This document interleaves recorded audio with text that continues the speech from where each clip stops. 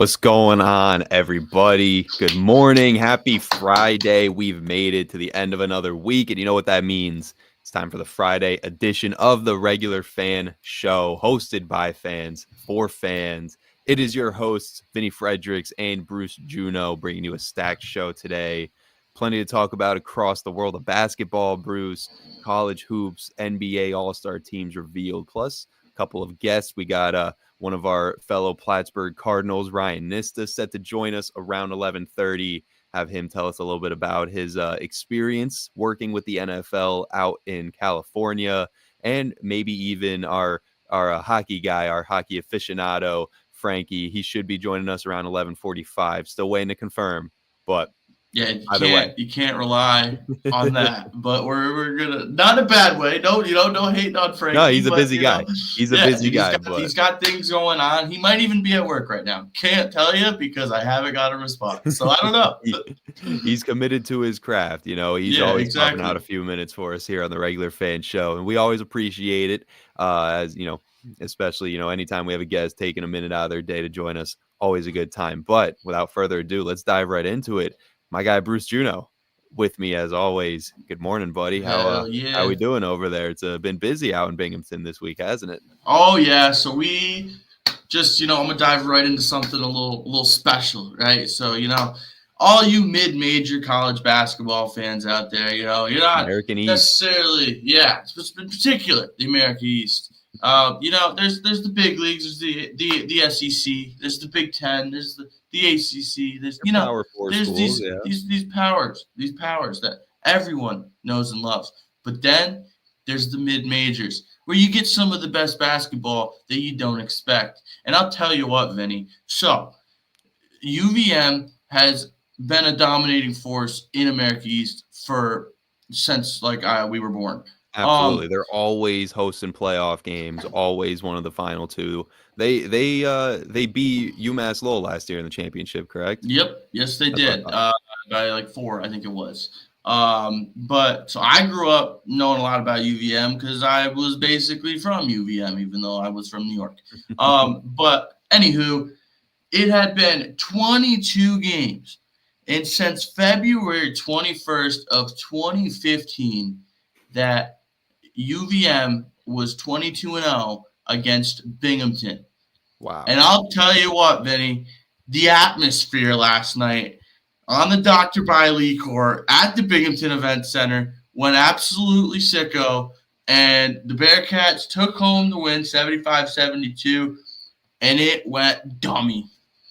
I believe it, man. Like you said, UVM is always kind of a dominant force of the American East Conference. And this season they've been somewhat, not as dominant as you would have expected. That loss only knocks them down to third in the American East, but they're sitting at 4-3 in the conference, and with 3 teams, including my UAlbany Great Danes, who I work all their games at the station around here. They take on Binghamton this Saturday. Yes, at sir. home. So that's going to be a big one. And Binghamton, I didn't realize this. Binghamton's down pretty low in the conference right now at 2-5. So they got a chance to climb a little bit if they get a win against UAlbany this weekend. Yeah, I mean, there's 9 games left in the season, so there's still a lot of games to be played. And I mean, on the point of UVM not being a dominating force, I mean, they've had TJ Hurley, one of their best players, dealing with injuries all season. I think that kind of throws a damper into things because when I think UVM, I think TJ Hurley, and he's only a junior, but I feel like I've been watching him play since I was 5. So I feel like that man just is UVM. And he's been dealing with injuries. He can shoot the lights out of anywhere, and it's pretty cool to watch. And UVM's always big too. They always got some dudes down low, crashing the glass, always winning the rebound battle. I was just looking to make sure I had my facts straight. It's been 8 straight games that UVM has beaten UAlbany. So even for the Danes, it's been 22. I know. Well, before that, so UAlbany won on January 1st, 2021. Since then, there have been 8 straight victories for UVM. Going back before that lone win in 2021, there was, 3, 6, 9 straight victories for UVM. So it was pretty close. It would have been at let's see, 17, 18. It would have been at 18 if U Albany hadn't won the one game in 2021. But yeah, UVM always a dominant force in the American East. But this, right now the conference is pretty much up for grabs. I mean, you look Besides Bryant. forward, Bryant's kind of running away with it. Brian is pretty much running away with it. And I believe, U Albany travels to Bryant next Thursday to take them on the road. So that'll be a tough matchup for them. Bing hosts them next Saturday. So yeah, so those are some huge games. And I'm assuming Binghamton also has to play Maine one more time, as well as UMass Lowell, who are the other teams. UMass Lowell next Thursday. Yeah. So there's a lot of shaking up that could still happen across the American East. And, as we know, as fans of the American East Conference, you make it top 4 teams get to host a first round playoff game. Bottom 4, next 4, I should say, all obviously on the road for those first playoff games. And only one team doesn't make the cut in the tournament. That'd be sickening. That'd be such a sickening. I know. Well, it was UAlbany, if not last year, the year before. I think last year was NJIT. Yeah, I think it was 2 years ago. UAlbany was the one team to not make the American East playoff. And right now, anybody could fall into that trap because New Hampshire's sitting at the bottom right now at 2-6. But I believe they take on UAlbany on February 22nd. I'm sure they take on Binghamton as well one more time. Yeah, let's see. They take on... Yeah, they travel to Binghamton on February 20th. Okay, so they play Binghamton and then UAlbany back-to-back. NJIT is sitting right above them at 2-5. Binghamton at 2-5. UAlbany, UMBC, and UMass Lowell all sitting at 3-4. So this conference is kind of all trapped right in the middle. Everybody's and that's the fun of mid-major. That's the fun of exactly because you really don't know who's running away with this conference. Yeah, Bryant is 7-0 in conference play, but they're 13-9 overall. They're not some 1-2 loss. They had a tough early season though. Like a lot of these teams play very difficult out of conference schedules, so their overall record can be a little Their overall record can be a little misleading, but when you look at it, it's obviously something that jumps out at you. Same with Maine, who's 6-1 in conference, but 14-8 overall. It's going to jump out at you when you see numbers like that, despite the fact that, they did have a tough out of conference schedule, but really they're not unbeatable. Nobody in that conference is unbeatable. So it's certainly getting to that exciting time. I'm excited on Monday nights working for the station. We get to interview the UAlbany men's and women's basketball team. So we've been chatting with Coach Killings and whatnot, seeing how they're feeling. And I'll have to get his take on this Saturday's game against Binghamton. It's supposedly UAlbany's winter homecoming too. It's the big Purple Growl night. So God, it's going to be packed. I'd be scared though, dude. I'd be scared because they were looking good last night. Mm-hmm. They were, and honestly, UAlbany had one of their best games of the season, defensively speaking, when they traveled to Binghamton a couple weeks back. Won that game 70-65. Just had to throw that at you. Yeah, but Binghamton looking for their revenge this weekend, and it certainly would be fitting for Binghamton to spoil UAlbany's winter homecoming weekend with a victory at the Broadview Center. So we'll have to see. It's nice that both of our local schools are in the same conference, so we're both kind of keeping up with it. As the American East playoff star, we'll be rooting heavy for Binghamton and UAlbany, and who knows, maybe we'll even get a playoff matchup that we can break down in the future. Exactly. But and UVM too. I can't go against UVM. I am from up there. I can't just hate on them. No, I can't hate on them either. It's, just like you, Plattsburgh grad, we spend plenty of time over in Vermont, taking the ferry ride back and forth. So the old ladies from there. Yeah, exactly. UVM, despite me not, spending too much time over there, obviously they hold a special place as well. So those are our main 3 teams, and we'll see. We're honestly more likely than not to get a matchup between those teams in the playoffs, at least 2 of the 3. So exciting stuff coming. I believe the first round of playoffs would be March 8th. Second Saturday in March when American East playoffs will start. So who knows? Maybe Binghamton and UAlbany will be hosting a game. Maybe one will be hosting the other. We'll have to wait and see. But we'll be keeping you kept up to date on all things American East, all things all across the board, college basketball here on the Regular Fan Show. As we'll move on to the Power 4 schools, I was the about to big say, top well, 25. Yeah, we'll make a jump We to the got things our- that people probably actually are following. We got our local out of the way, and now we can move on. So yesterday, there were 3 college hoops games, 3 ranked teams, all in the teens, but still 3 ranked teams all competing. 2 of those 3 ranked teams lost. So we had 2 upsets last night, starting with number 16 Oregon, who loses to UCLA by 24. 26. 26. 78 to 52, the final there, as it's the 5th straight victory for UCLA. Their 4th over a ranked opponent, and it was Eric Daly Jr. Yeah, it was the who Eric shot Daly 8 for show. 9. Yeah, 8 for 9 from the field, 21 points. And I mean, when you're shooting that efficiently, it's pretty hard to guard. 4 rebounds to go on the day as well for Eric Daly Jr., as well as 15 points from Tyler Bilodeau and Dylan Andrews. All around solid game for the UCLA Bruins. And for the Oregon Ducks, they were just struggling to shoot the ball. 4 for 23 from behind the arc compared to 11 for 23 for UCLA. That's the difference maker in this game. 47% compared to 17 from deep.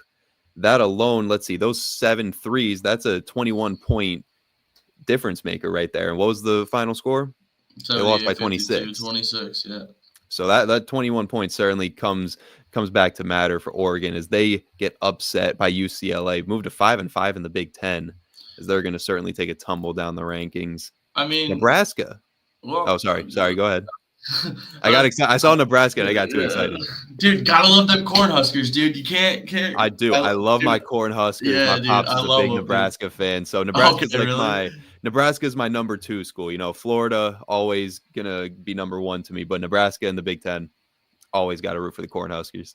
Yeah, exactly. But I just love their name. But UCLA coming into that game 10-1 at home. It's always tough just in college basketball to play on the road against a team that's competent at playing basketball. And like UCLA, there's no sleeper team. Like they have a bunch of Power 5 wins. They have a bunch of ranked wins. I think they're 4-1 against ranked teams. Like the fact that they're not ranked. Mm-hmm. I mean, they have weird losses. I mean, I get it. Yeah, Oregon hasn't looked bad this season, and they look good New last Mexico. night. Did lose to UNC. Wait, they lost to New Rutgers. Mexico? Yeah, they lost to New Mexico, their second game of the season.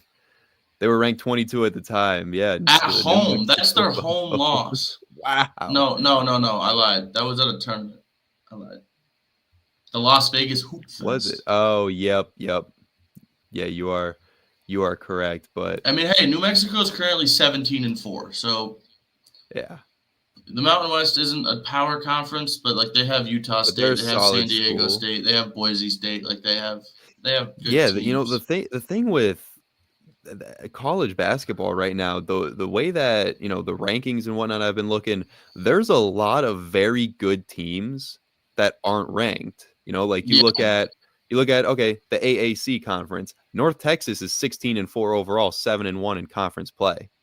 It's because of the conference. Like that's how it always works. Football, basketball, it doesn't matter what it is, but like you don't see many teams that you wouldn't typically see, or from leagues that you wouldn't typically see. Like right now in the AP. Sorry, I'm still rambling. Right out in the AP poll, like you have all these teams you've seen before, and then you go into other teams receiving votes, and it's all teams you've seen. And then you get to the bottom, teams with like 4 votes, VCU, New Mexico, teams with 1 vote, Bradley. Like UCLA only has 1 vote. Like, hey, don't sleep on Bradley, man. Bro, Bradley has been cooking this season. I'm telling you, I followed college basketball way too much for a normal human being. And they're in the MVC, and they're right up there with Drake. And Drake obviously made it last season to March.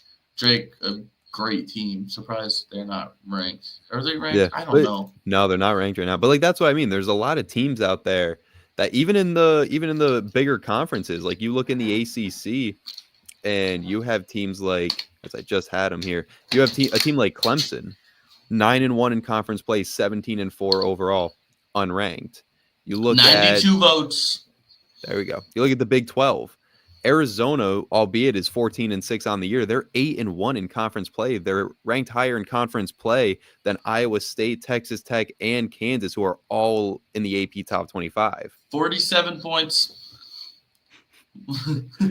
you look at let's go to the Big East. A team like Creighton, who does typically, have some chance at making the tournament. Again, I think a lot of this is coming down to their overall record. They're 15-6, but 8-2 in conference play. Dude, I love watching them play. I'm just gonna go out there and say that. I love watching them play. They also have 12 votes. Yeah, and honestly, the Big Ten is where you get a lot of those teams. Michigan, Maryland, UCLA, all solid schools that, again, unranked. But that just goes to show how talented the college basketball scene is right now. That, everybody thought coming in that UConn was going to run the table coming off back-to-back national championships. I did not. Good call. Follow college basketball way too much, and I knew that it was all over for the Huskies. You have a team like Duke that everyone thought was going to come in and be the perennial number one, no competition. And they're number two. Don't get me wrong. They're one of the top schools in the nation right now. Dude, they weren't sitting at number one, number two the entire year. There were some points where they had some tough losses, like to Kentucky early on in the year, and that dropped them down a little bit. After that Kentucky loss, they went from number 6 to, they dropped from 6 to, and then again lost to Kansas, but Kansas was number 1 at the time, so they dropped down to 11. So Duke has, gone up and down in the rankings as well. They just eventually started, playing their best brand of basketball, and now they're playing like a top team in the nation, like they should be.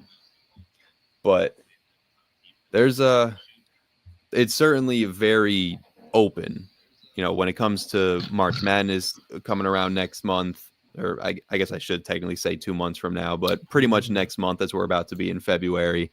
Once March Madness rolls around, and we know it's always unpredictable, this year might be one of the best yet. And I mean, everybody loves March Madness. Who doesn't? But this is one that I'm especially looking forward to, especially now that my Florida Gators are up there with national championship contention. Last year they were solid, but ended up getting sent out in the round of 64 by way of Colorado. Now they actually got a shot to go pretty far, so I'm excited to see that. Colorado is not very good this season. No, they are not. And another team that is not doing as good this year that I honestly didn't even think about until I saw recently the players that were on their team last year and where they are now. NC State is unranked. They are, let's see, that Cinderella last season. Yeah, let's see, what conference are they? They're in the ACC. They're in the ACC. Yeah. They're sitting at 9-11 on the year, 2-7 in conference play. Yeah. Most likely missing the tournament right after making the Final Four. I think it's guaranteed that they're not making the tournament. No, yeah, they're definitely not making the tournament with that record. But they're honestly in a tough situation, because where do you go from here if you're NC State? Do you fire the coach that brings you to your first Final Four in however many years and start over? Or, I mean, you kind of can't fire him after bringing you all the way to the Final Four, but they have not been historically good. Last year was an outlier in their recent history. They're usually hovering right around a 500, under 500 team. Look at the Miami Hurricanes. The Miami Hurricanes are 4-17. Yeah. Like, that's unheard of. Yeah, that is pretty surprising. I did not expect that out of Miami this year, but that just, again, goes to show you how much in college basketball things switch up. I mean, look at Rutgers.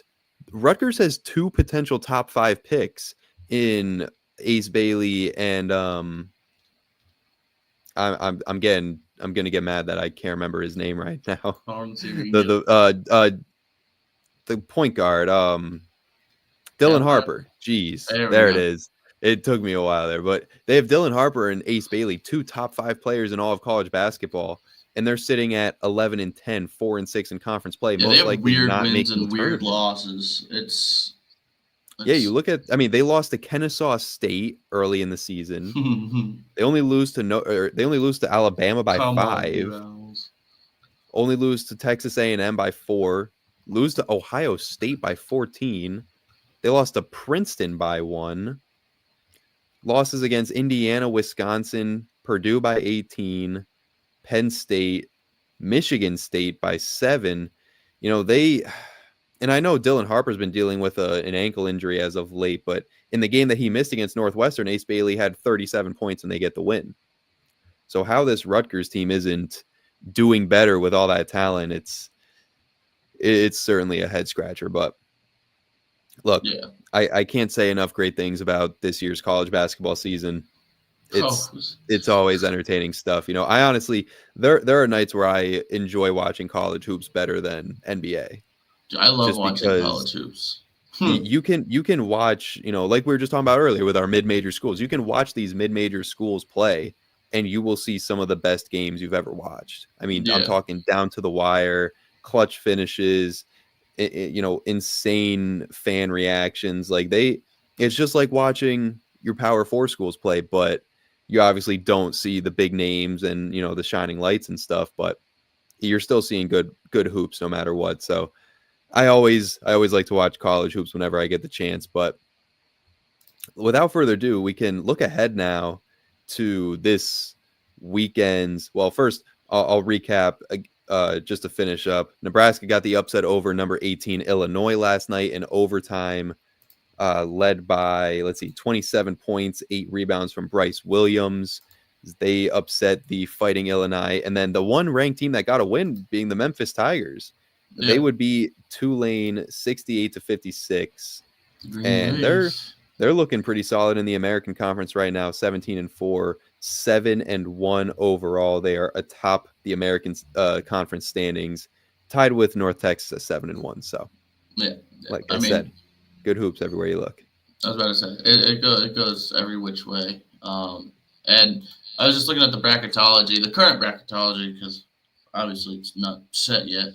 But it's crazy because in the first 4, you have UNC and San Diego State. Mm-hmm. Both in the first 4. Yep. Like, think back 4 years. You're not thinking of those 2 teams in the first 4. No, I still can't believe UNC is down that far.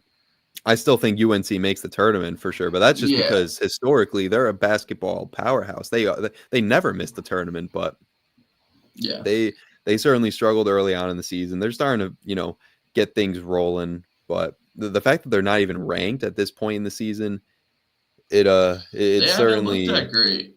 No, they really haven't. You know, they didn't have too many bad losses besides. Actually, I take that back. As of recent, they've lost 3 out of their last 4, all to unranked teams. They haven't played. Probably they haven't played a ranked team. ACC teams. Oh yeah, like Wake Forest is a sleeper team. Pitt, is Stanford is a solid team. Like Wake Forest, like you said, they're a sleeper team. Pitt also, these are all teams that are decently high up in the ACC standing, so they're not losing to no scrubs out there, but still, if they can't get wins over those schools, you know, I don't know how they expect to make it far in the tournament. And they have, as we'll get to Saturday, they take on number 2 Duke at 6:30 tomorrow night. Is that home? At home. Away? Okay. It looks like, actually. No, they're at Duke. No, Duke is at home. I got confused there for a second. I saw they were in North Carolina. At the Cameron Stadium. Just assumed because they were in North Carolina, they were at UNC. But no, Duke at home, looking to continue their dominance over the ACC, keep that undefeated streak in conference play going. Also Tickets got my Florida as low as $1,300. Jeez. Holy cow. I mean, UNC Duke, that's always a big rivalry, but tickets as low as $54 for Florida, Tennessee, 2 top 10 teams matching up. At Tennessee. Florida, actually, the last time these 2 teams faced in Gainesville, Florida whooped them by 30. Yeah, As that was a Tennessee crazy was game. just having Tennessee was having one of those days where they just couldn't get anything to find the bottom of the barrel, and Florida ran away with it. So might be a little different this time in Tennessee. I'm rocking Hey, with my Gators. let's not miss out on tonight. Live on Fox, baby. Purdue hosting Indiana. You know, That is true. That is true. There is Purdue and Indiana tonight. got the Boilermakers What taking time on is the that? At Hoosiers. 8? It's 8 Yeah. o'clock. Yeah, and the fact that Purdue is still ranked despite losing Zach Edey is pretty impressive. I mean, he was a staple to their program, and of course they're still going to be solid without him. But the fact that they're still top 10 in the nation, certainly impressive stuff coming out of the Boilermakers over there. A couple other ranked matchups across college hoops this Saturday. Missouri, number 20, takes on Mississippi State at 14, 1 o'clock tomorrow. Number 1 team in the nation, Auburn, takes on number 23, Ole Miss at 2 p.m. That's at Ole Miss as well, so certainly upset potential there. As far as any other ranked matchups, number 22, Texas Tech, takes on number 6, Houston at 6 o'clock. Let's see. Houston's at home. Marquette. Yep. 25. UConn takes on Marquette at number 9. Marquette home. And that'll do it as far as ranked matchups. But you also got St. John's in there taking on Providence at home. Iowa State at home against Kansas State. Wisconsin travels to Northwestern. Vanderbilt travels to Oklahoma. And speaking of Vanderbilt, Bruce, you brought up a little tidbit out of women's basketball as just when was this? Yesterday? Yesterday. Michaela Blakes for the Vanderbilt women's side.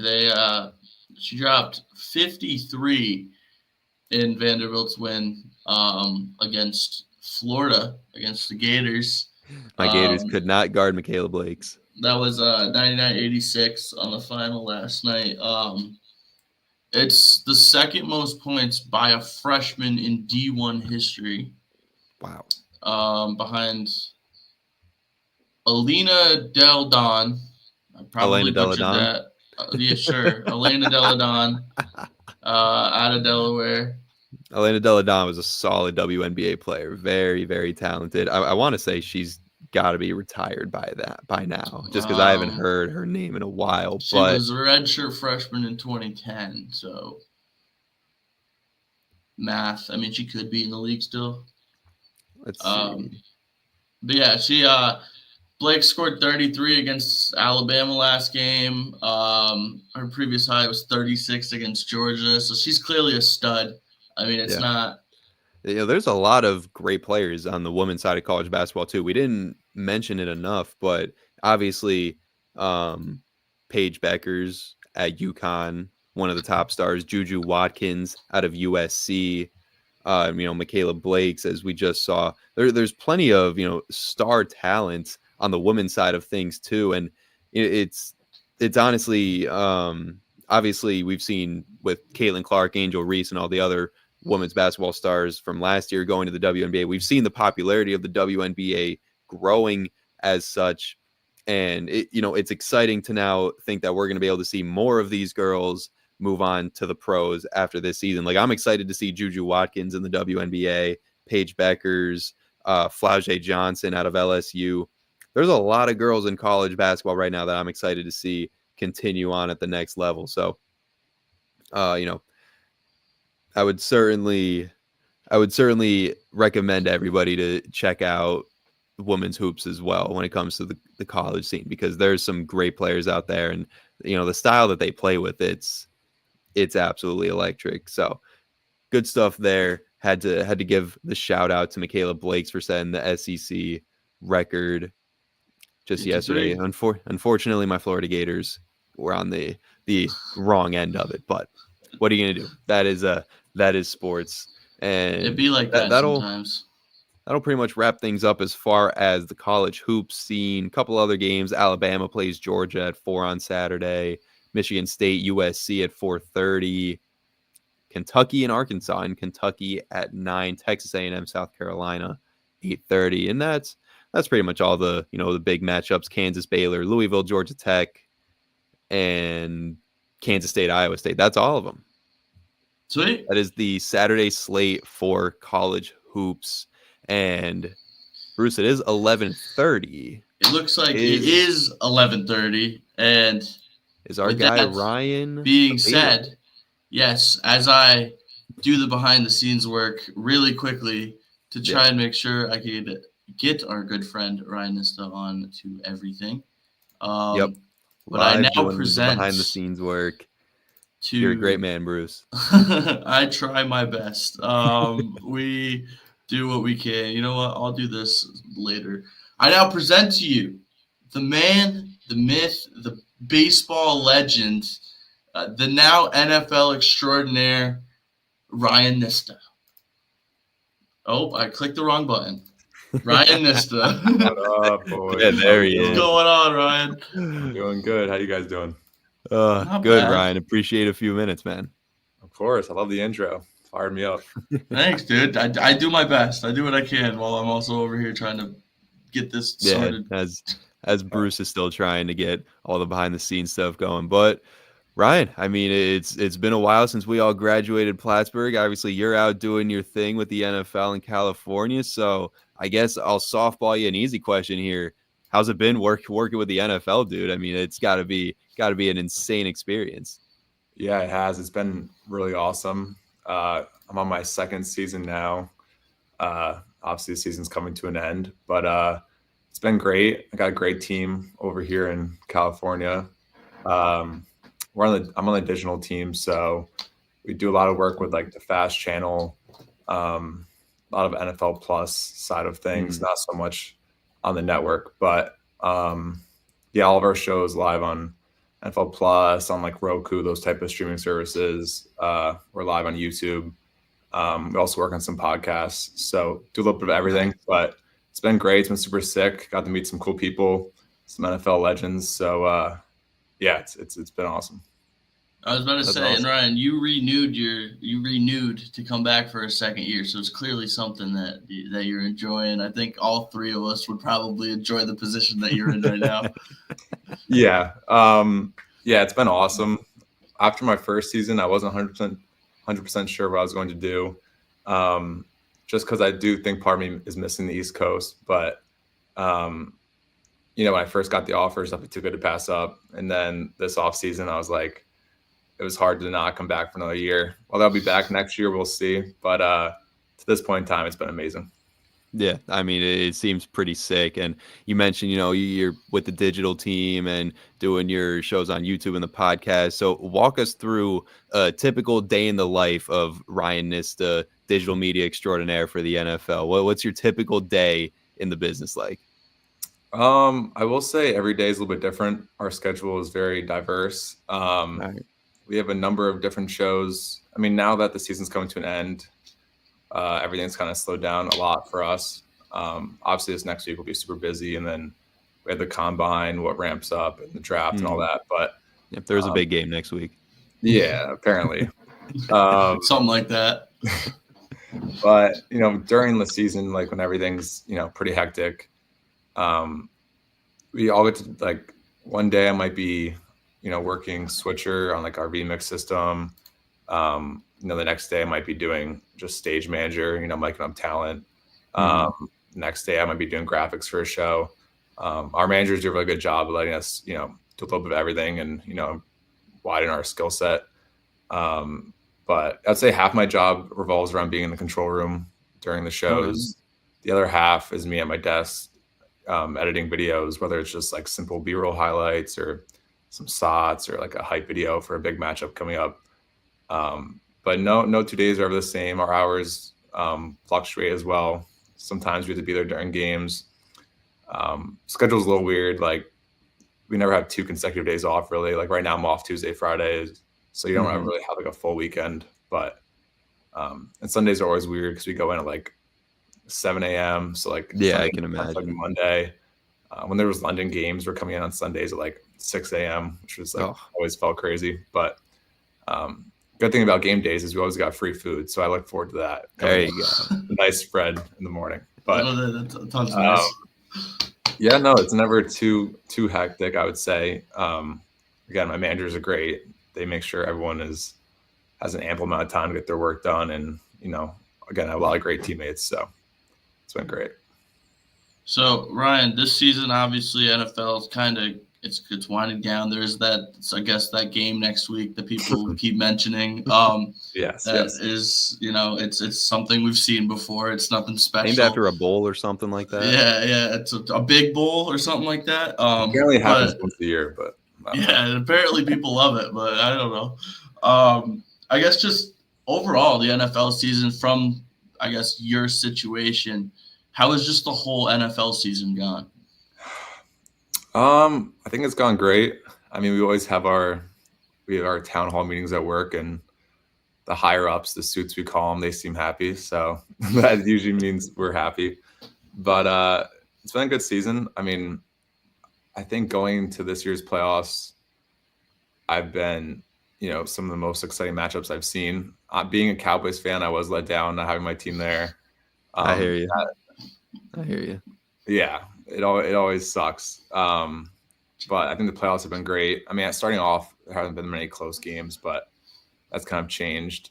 Obviously, that big game coming up. Again, being a Cowboys fan, everyone right now is like, oh, they don't want to see the Chiefs win again, which is always that's like the same thing that happened with the Patriots back in the day. And obviously, but I also hate the Eagles, so I will be rooting for the 3P, the Chiefs P, whatever they're going to call it. But no, I think the season's been great. I think on our end, definitely like all the numbers are up, which is always good. It's been a lot of great football. Yeah, well, I can't agree with you anymore there on rooting for the 3 Chief or whatever they want to call it. I mean, I'm all for the Chiefs dynasty. If it weren't for the Chiefs, San Fran would have 2 rings. Philly would have at least 2, maybe a third now. So I'm all for Patrick Mahomes and the Chiefs. And Ryan, I'm glad you brought up the Cowboys, because now that we know you're a Cowboys fan, I can ask you, Brian Schottenheimer, man, what's your immediate reaction to the Cowboys' new head coach? I gave mine on the show the other day, and it was not the pretty. Whole show. My immediate reaction, going back, was last Friday night. I mean, I think it was probably like 1 a.m. your time. I think it was like 10 p.m. my time, but I was not happy. I think I definitely wanted to like throw my phone across the room. That being said, this past Monday, watching all like the coaches get introduced, would I rather have, a Bill Belichick? Yes, obviously we missed that boat. Yeah. Am I happy we let go of McCarthy?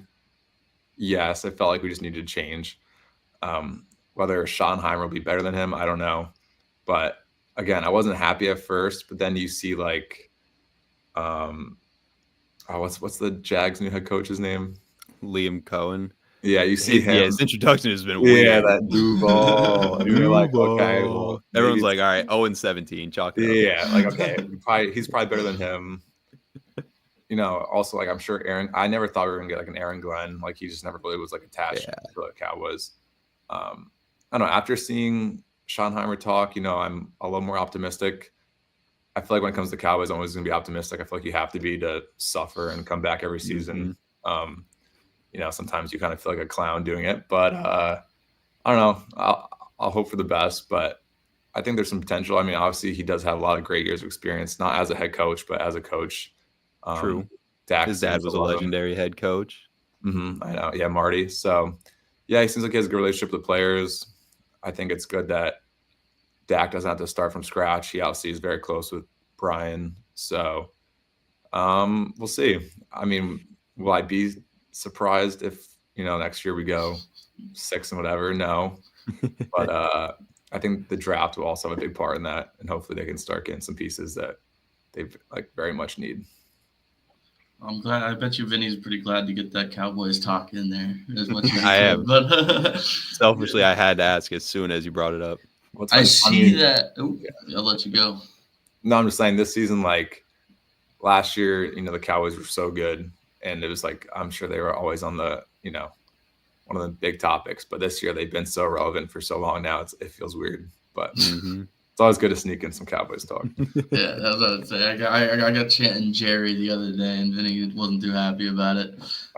Jerry, because Jerry Jones is a freaking idiot. Yeah, but I digress. Well, we talked enough Cowboys.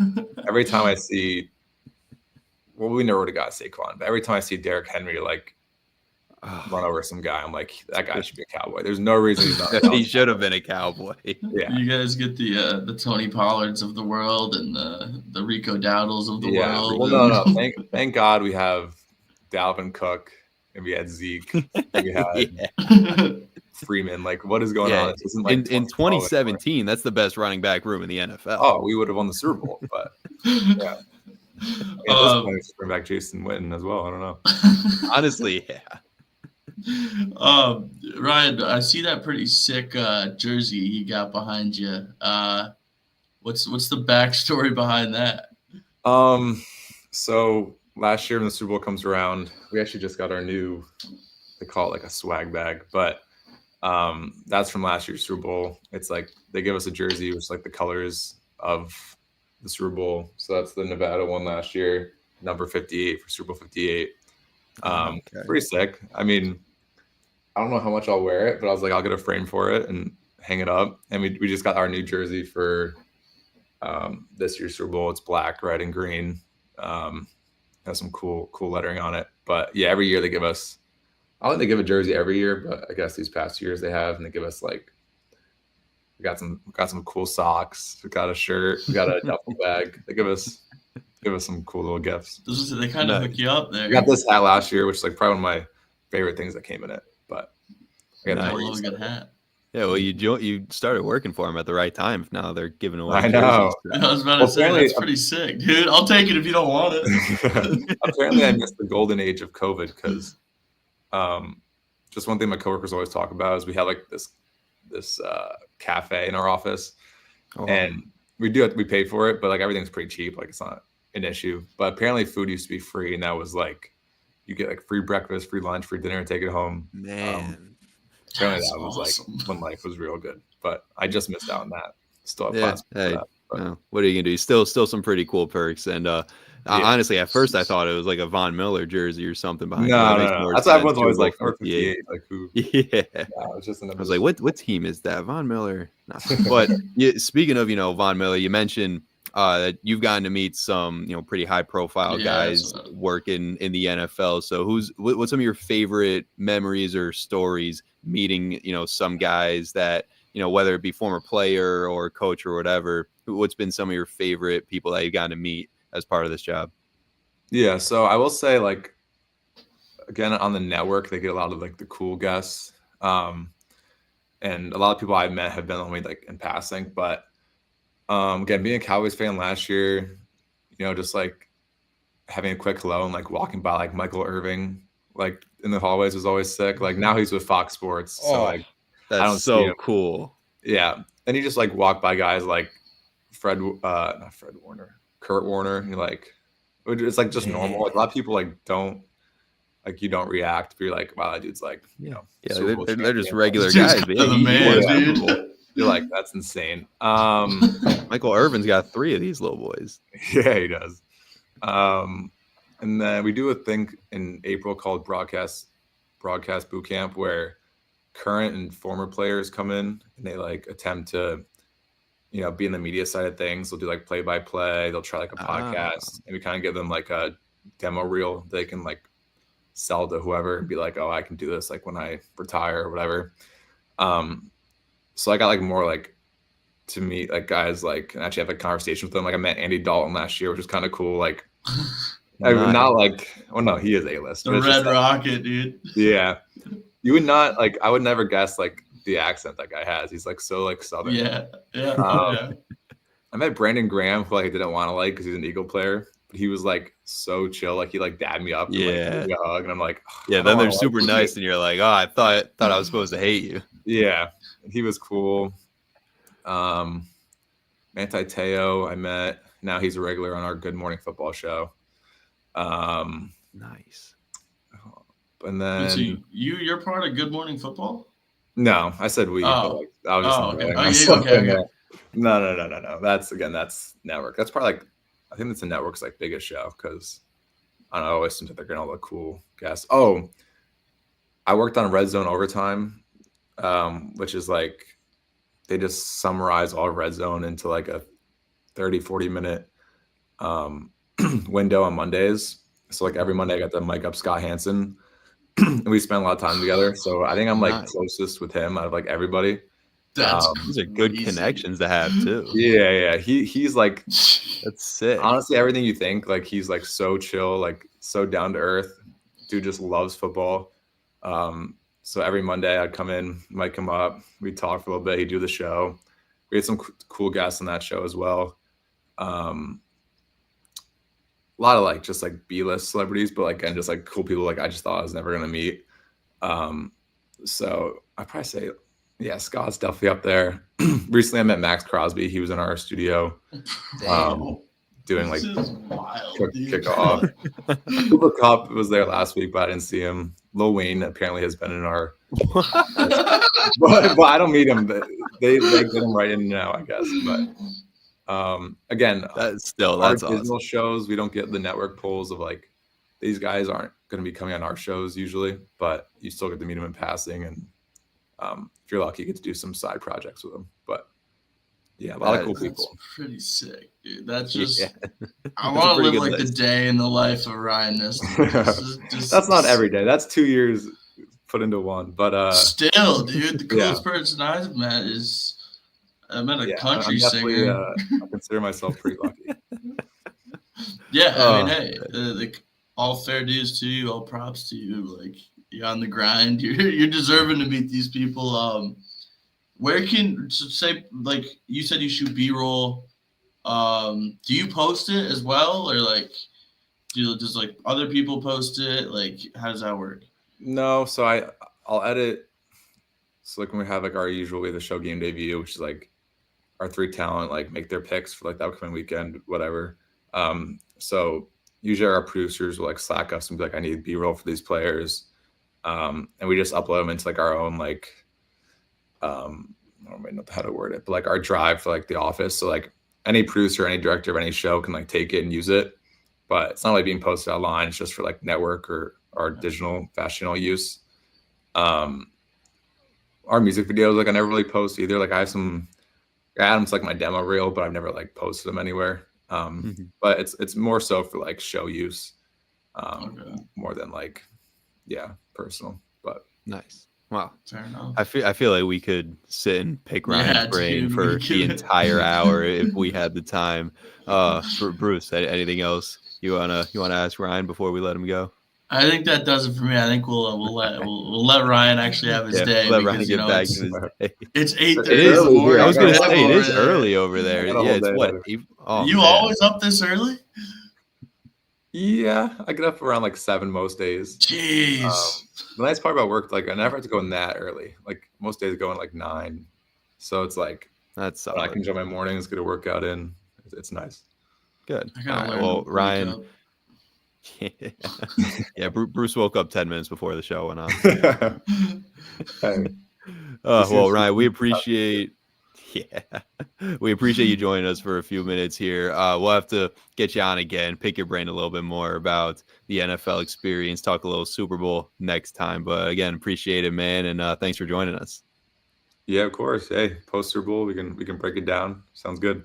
Sweet, works for Absolutely. me. All right. Thank you again, Ryan. All right. Peace out, man. Take boys. care. Later, brother. All right. That was Ryan Nista, former, as Bruce mentioned, former Plattsburgh Cardinal baseball legend, NFL digital media star. You know, the first game I ever did play-by-play for when we were at Plattsburgh for the baseball team, Ryan was the starting pitcher. Really? Yeah. I had a solid day. I went 5 strong innings, you know. Nothing too crazy. You remember it? You remember it? You remember his ERA or anything? You know. I just remember he had whip? he had 5 solid innings. I want to say, 2 or 3 strikeouts. It was All right. It was a solid game. But thank you to Bruce for setting that all up. That was awesome. Hey man, it could have been either of us. We both go back hella far with Brian. I mean, I say hella far. I'm like 6 years. Well, a I'd few say, years. 5, Yeah, I mean, 6 obviously years. going to college together. LeBron's the having man. all those classes together. Yeah, he's absolutely great guy, and we appreciate him joining us for a few minutes. We'll definitely have to get him on again. Oh, 'Cause, like I 100%. said, we could definitely pick his brain for a whole hour just talking about his experience working with the NFL. I mean, the fact that the dude got to be Michael Irvin, you saw my face when he said that name. Like, dude, Scott are you kidding me? Hansen. That's a dream right there. And like, don't get me wrong, like we've had the opportunity to meet and interview some cool people in our day. Yeah. Like, I mean, imagine just not like NFL Hall of Famers though. Yeah, imagine just like walking down the hallway of your office, right? Let's set like a show. Let's set a what's the saying? Like let's set the scene. Let's set the scene. Yeah, let's set the scene, right? So there we are. We're walking down the hall. We're just walking. You can't even see my head. I'm just not gonna do that. We're here. We're rolling down the hall. And you just look to your right every Monday. Well, not every Monday, but a lot of Mondays. Most Mondays. And other days. Oh, hey, Scott. Hey, Scotty. How you doing, man? Hey, how's it going, Scott? Yeah, that's pretty cool. That's pretty awesome, man. I mean, gotta love it. Yeah, so we'll have to get him back on the show again soon.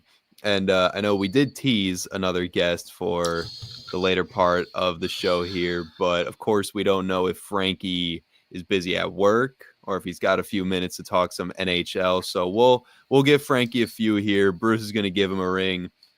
Before we get to that, just in case Frankie is indeed unavailable, busy guy, he's a working fella. Looks like Bruce has Frankie here. Want to do it? I mean, yeah, like whenever you're free, I can send you the links right now. Sounds like we might be able to get Frankie on with us. Yeah, I'm live right now. I'm just on the phone with you. Wow. While Bruce does this, can you do 5? NBA. All right, sounds good. I'll send you both the links. Sounds good. So it looks like we got Frankie. You woke him up. I woke him up again. Okay, part two, waking up Frankie Cacciardo. So it turns out Frankie wasn't at work. He was snoozing, getting his Z's in. But all right, that's awesome. So we'll get Frankie talk a little bit. He goes, "Oh shucks." Man, what a guy! We love Frankie, dude. We love our guests. See, dude. We do.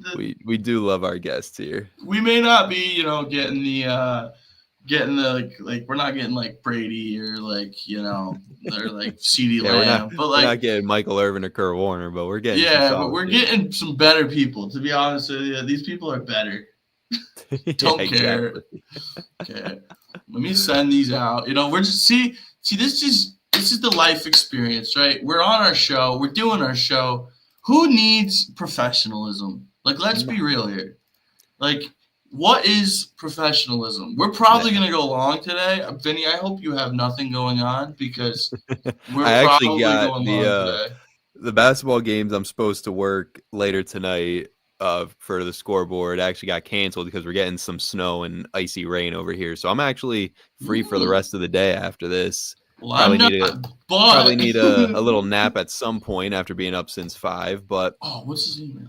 We'll close this out first. As Bruce looks for Frankie's email, I'll read everybody. The NBA All-Star reserves have officially been announced, and a few snubs out there for sure. But starting with the Western Conference, joining the starters, let's see, we have Anthony Davis, Anthony Edwards, James Harden, Jaren Jackson Jr., Alperen Sengun, Victor Wembanyama making his first, and Jalen Williams from the Thunder. For the Eastern Conference, Jaylen Brown, Cade Cunningham, Darius Garland, Tyler Hero of my Miami Heat, first-time All-Star, Damian Lillard, Evan Mobley, and Pascal Siakam as they will join starters such as, obviously LeBron James, Kevin Durant, Giannis Antetokounmpo, Jalen Brunson, Karl Anthony Towns. We got a stud-filled NBA All-Star game, and we'll see if they actually play the game competitively or if it's, one of those. That's the thing about the NBA All-Star game, dude. It's never. Yeah, it's gonna be your typical 3-point shootout, dunk contest, whatever. But Yeah. speaking of all-star games, we do also have this Sunday at 3:00 the NFL Pro Bowl. So far this weekend, we've seen all the little competitions. Joe Burrow did a great job at the passing competition yesterday. Jared Goff, dude, dropped a 44. Yep, Jared Goff. Plenty of guys out there, you know. And you know, the best part is that it seems like the players are having fun. You know, like obviously as fans, we want to see them hit each other and, you know, be competitive. But they're out there, they're having fun. Josh Jacobs went 5 for 5 on trivia.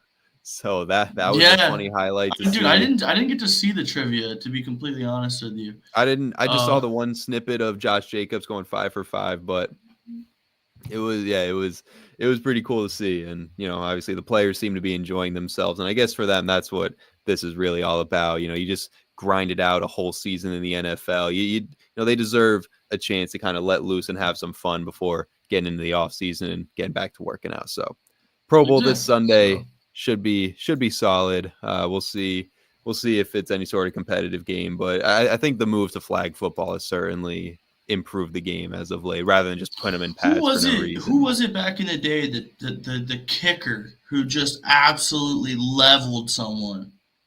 Oh, I don't know what kicker it was. I remember there was the play where the AFC ran a fake punt. Well, there was a punter that got there was a punter who got lit up. Yeah, that's who it was. Yeah, Sean Taylor absolutely demolished the punter for the AFC. Let me see if I can find out who he. Yeah, it was on Brian. Okay, I guess I have to prove my humanity to see the hit. Yeah, Sean Taylor absolutely laid the boomstick on Brian Moorman in the 2007 Pro Bowl. He was a Bills punter, and you know, like you just don't see plays like that anymore. You never do in the Pro Bowl, and they're illegal. Yeah, it makes sense. These guys aren't out there to get hurt; they're out there to just have some fun. But I mean, come on, that was awesome. And that, I mean, same thing with like the NBA. They used to go at it back and forth, trying to, you know, really compete in these games, and now it's just a glorified pickup game. So as you know, the years go on, these all-star games kind of get less and less competitive, but in baseball they're still competitive. You know, that's one thing you can say. MLB all-star games still actually, there's something to win from it. You know, that's the thing. The winner or the winning side gets, at least I'm not sure if they still do it this way, but it used to be the winning side gets home field advantage in the World Series. Yeah. So there was a reason to actually go out and try to win the all-star game. But obviously, you know, NFL, NBA, they don't operate like that. So, of course, the All-Star games aren't going to be too competitive, but had to throw that out there. Should be a fun weekend. And obviously, NBA All-Star weekend should be fun as well. I'm excited for the dunk contest. Local Albany product, Andre Jackson Jr. is competing, so that should be cool. And yeah, I mean, I just hope for a good dunk contest because the past few have just been rough. I mean, it's hard to compete with 2016 Zach LaVine and Aaron Gordon, but I mean, come on, let's see some good dunks out there. But without further ado, it looks like our NHL extraordinaire, the man, the myth, the legend himself, the 7'6" man, Frankie Cacciardo, is joining the chat. Good morning, fellas. Good morning, Frankie. Good morning, Frankie. Yeah. We just had NFL insider Ryan Nist on the show, and he lives on the West Coast. I didn't know you lived on the West Coast too, out there with your wake up time. Sorry to wake you up this early. Essentially, man. Hey, man. There was a 2-hour delay at school today, and I was like, you know what? I'm just taking off. Fair enough. Doug, can't blame you, to be honest, Frankie. To the viewers on TikTok, it's going to be like a radio show, so you can't see him, but you can hear him. But everywhere else, you can see Frankie Cacciardo, the man, the myth, the legend himself, tallest guy on earth. Yeah, the tallest man alive. Absolutely, the 6 foot or 6 foot 7 foot 6. That's what it is. 7 foot 6. Absolute monster of a man, Frankie Cacciardo. Well, Frankie, thank you for joining us on this fine morning. I guess we'll dive right into it. As Bruce mentioned to me earlier, there was a big trade around the NFL between the Calgary Flames and the Philadelphia Flyers. So why don't you break that down for us, Frankie? Have What you happened seen there? it, Frankie? Have you seen The it? big trade, yes, I did see it last Okay. night. Actually, I haven't looked like too much into it, but what's his name went over?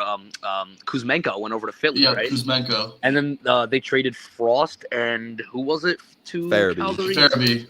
Yeah. So that was pretty big. I heard it was mostly to keep Michkov happy because he's been not like happy in Philly lately. Like there was a video of him and Tortorella getting into like a screaming match on the bench last night. Like I don't know what's going on there. Like that team is a mess. That team's not making the playoffs anyway. But that's an interesting, like, weird little target for them. Like at this point in the season, like no playoff hopes. Like I don't know. You think it's probably to keep that dude happy? Wouldn't surprise me. That's what I'm thinking. He's the future of that team by like a mile. Yeah, that's true. And another thing, Got to keep Frankie. the star players happy. Yeah, exactly. Gotta keep Tortorella happy too. Yeah, Man's been there for a million years, but it's like an almost impossible job. But yeah. yeah. But next thing I saw the Canadiens game last night. They took on the Minnesota Wild. Marc-Andre Fleury, his potential, probable last game in Quebec. I guess your take. I don't know if you saw that game at all, I whatnot, didn't but buzz right. just on, I mean, my personal opinion, I've liked Marc-Andre Fleury forever. I think he was a dog his whole career. He's a legend. Man. Yeah. So your just overall thoughts on Marc-Andre Fleury and his potential probable retirement at the end of the season? I mean, like, listen, you can't hate the man. I'm not a Penguins fan at all, but he won what 2-3 cups with the Penguins. Like that man was absolutely insane, absolute legend. Like you can't hate the guy. Also, one of the best players off the ice too. Like. Dude, like every time like he goes somewhere and like plays with like former teammates and like the prank wars that happens, dude, Fleury's the man. Love the guy, absolute legend. Hate to see him leave the NHL, but like congrats on an incredible career, dude. Like, come on, like most goalies, like listen, he's not the greatest goalie that's ever played, but most goalies don't have a career like that. Most players don't have a career like that. Several cups, like played with some of the best players that have ever played the game on multiple different teams. Like, legend, dude. Gonna miss him. As much as I hate to say it, too, a shutout to leave Quebec for the last hell of a way time, to go out. you know, against the Canadiens. But like, even the Habs fans gave him a standing ovation. So of course, dude. How do you like not? that's what I'm saying. Like I can't be. Am I mad? Kinda, but can I be that bad? I guess not. You gotta respect greatness. Exactly, man. Yeah, exactly. Like I was gonna say, I don't know. I bet you if like Carey Price was playing his last game in Boston and he shut out the Bruins, they'd give him a little bit of a standing ovation too, you know? I think that's a little different. I don't know if that. Yeah, I don't think that would happen. But I don't know. Well, We'll see. Frankie, Like I I was said, also looking around and I saw some, images of some potential Utah Mammoth uniforms out there, and they looked pretty sick to me.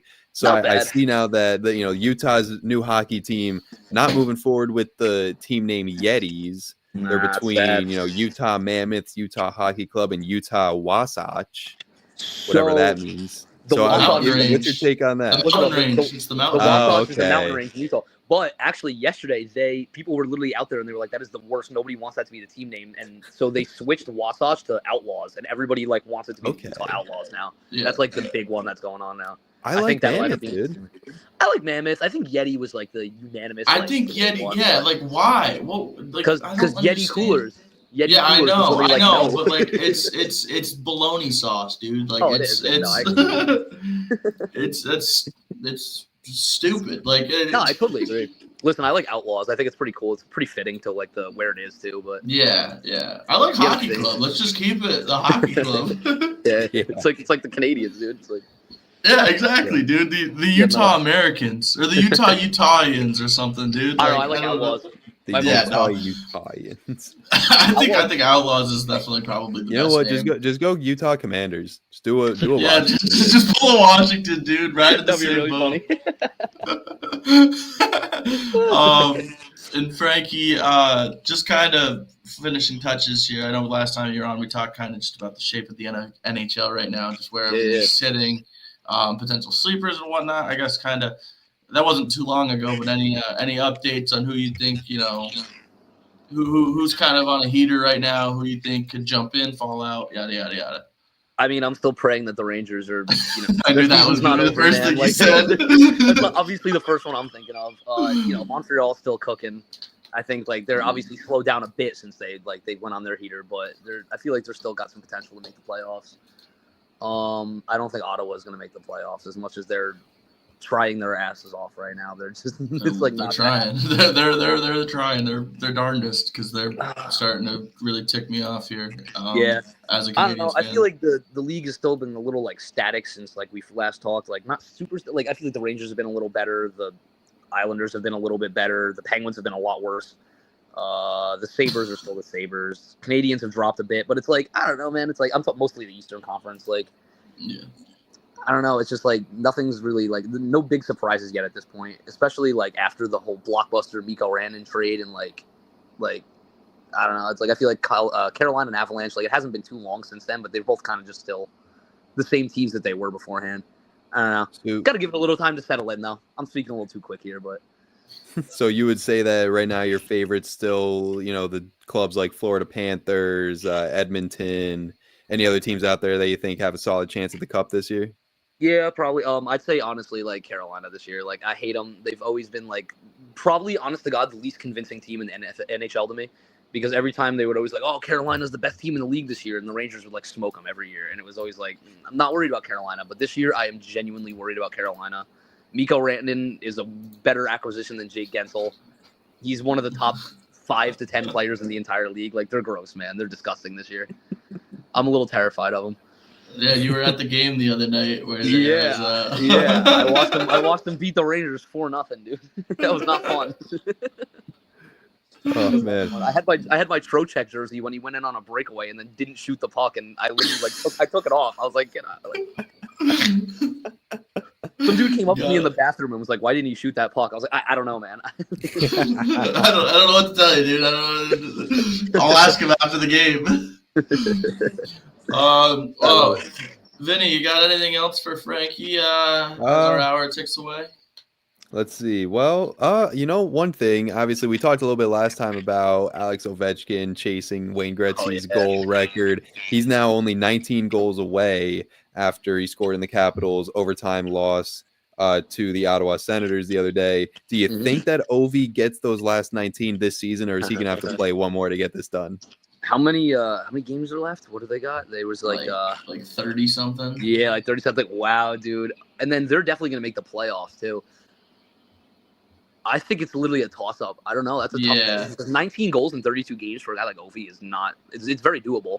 At this point in his career, it's a little harder. But, wow, that's tough, dude. Because especially they're going to make they're going to make the playoffs, obviously. They're going to play another probably 10 games with that if they make it past a few – I think he does it. I think he absolutely does it. With playoffs, if they make a deep playoff run, definitely gets it.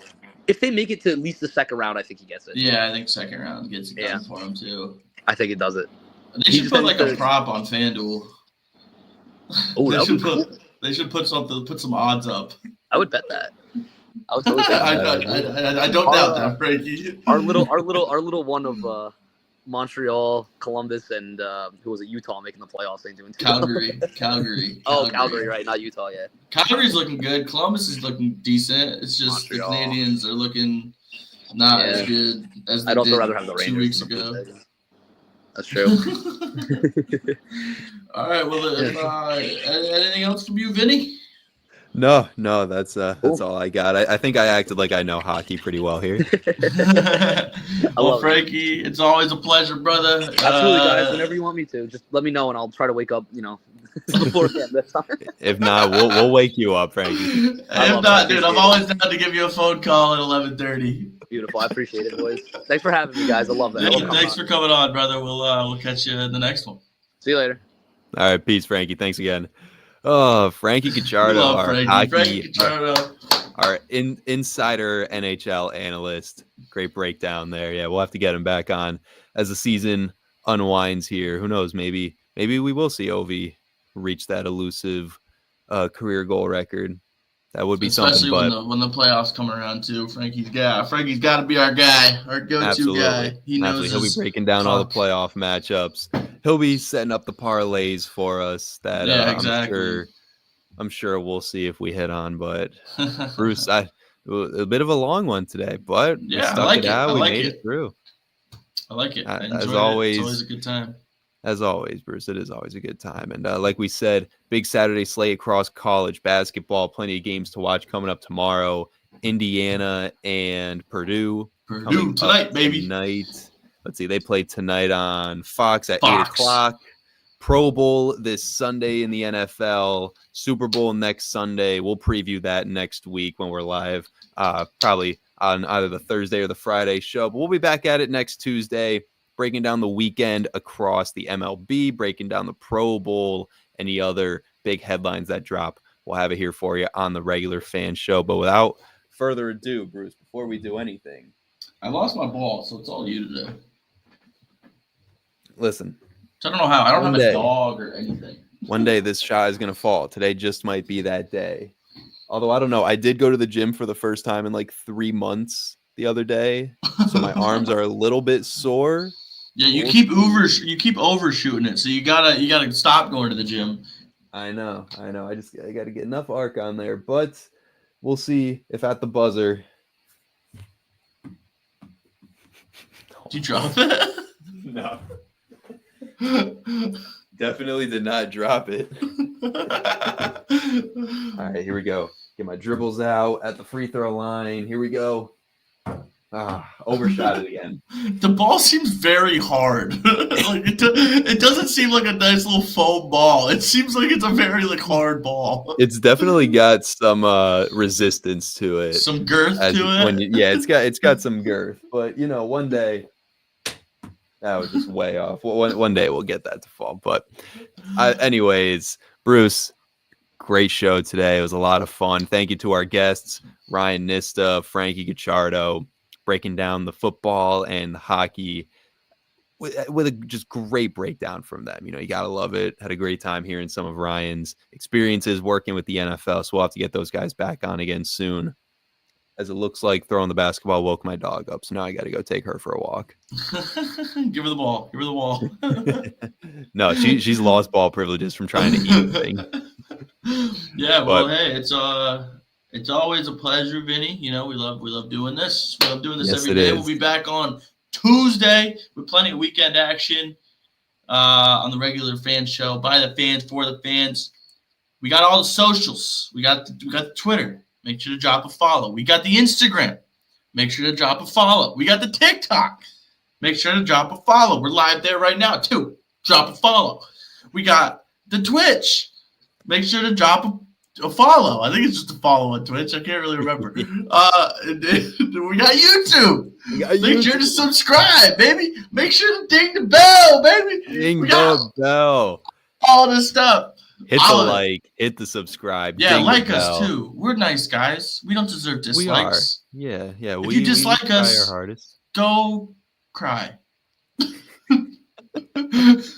Just don't hit the dislike, otherwise we're gonna. Yeah, go cry. exactly. You don't want to Exactly. make us cry. So make us Yeah. smile. Hit the like button. Hit the subscribe. Ding that bell. We'll be back at it Tuesday morning, 11 a.m. The regular fan show. Bruce, as always, my friend. Great stuff, and we'll talk soon. Sounds good, brother. Peace out, everybody. Peace.